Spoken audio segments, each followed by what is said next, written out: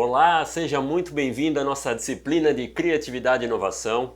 Eu sou o professor Dr. Marcos Ramos e eu separei especialmente para essa aula uma das técnicas que eu sou suspeito a falar, mas uma das técnicas que eu mais utilizo e aplico diariamente, que é a técnica do brainstorming. O brainstorming, ou a tempestade de ideias, a chuva de ideias, é uma técnica até popularmente conhecida, basicamente pelo uso dos post-its. Você já deve ter visto muitas dinâmicas, de anotações com os post-its, mas essa técnica ela já existe há vários anos.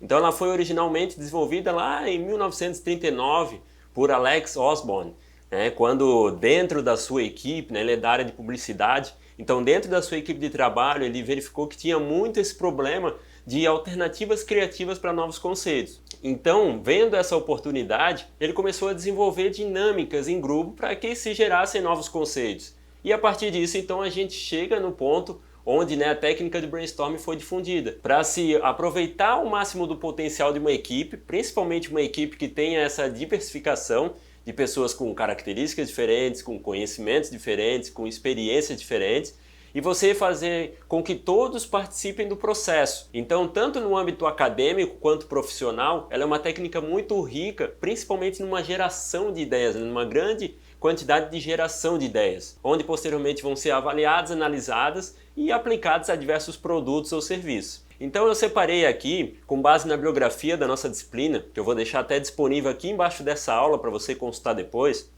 eu separei basicamente 7 etapas do brainstorming que são utilizadas dentro de uma dinâmica de aplicação. Nós temos o seguinte, na primeira etapa, por exemplo, nós temos a etapa de orientação. Então sempre dentro de uma dinâmica de brainstorming, tem um líder desse processo, que ele vai fazer a orientação das pessoas envolvidas. Ou seja, ele vai passar o tempo disponível da dinâmica, ele vai passar se tem alguma regra, alguma consideração a ser feita, quais são as pessoas envolvidas, quem está participando realmente do processo. Feito isso, na segunda etapa, se vai para a etapa de preparação. Nesse momento entram também dados secundários para essa parte da dinâmica. Ou seja, se tem alguma pesquisa científica, alguma pesquisa com concorrentes, alguns produtos similares. Para quê? Para dar mais embasamento e para dar mais informações para o grupo poder discorrer sobre aquela ideia criativa.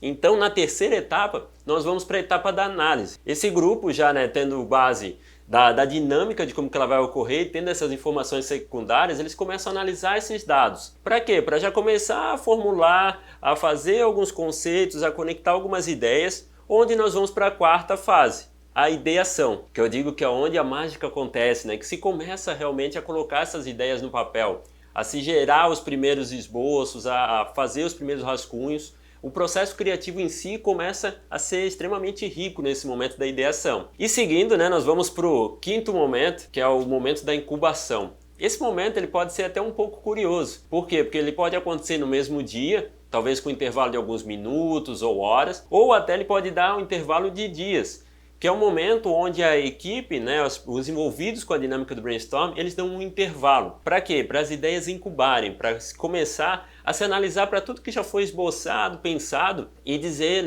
e realmente a gente entender que as ideias vão amadurecer. Então esse momento de incubação é um olhar para dentro, é uma análise para tudo que está sendo feito, para ver o que pode ser levado adiante. Então na sexta etapa é feita a síntese dessas ideias. Então, após a incubação, começa a sintetizar, isso faz mais sentido, isso faz menos, aqui pode gerar um conceito, aqui um outro, um terceiro, um quarto, até chegar no sétimo e último estágio, onde nós temos a avaliação, que é um momento também que todos participam, para avaliar, para o momento realmente que nós tiramos os post-its da parede e fazemos a eliminação daquelas ideias que talvez não fazem sentido, aquelas ideias que talvez não vão ter viabilidade técnica, econômica, e ficam-se apenas os conceitos mais viáveis para aquele momento.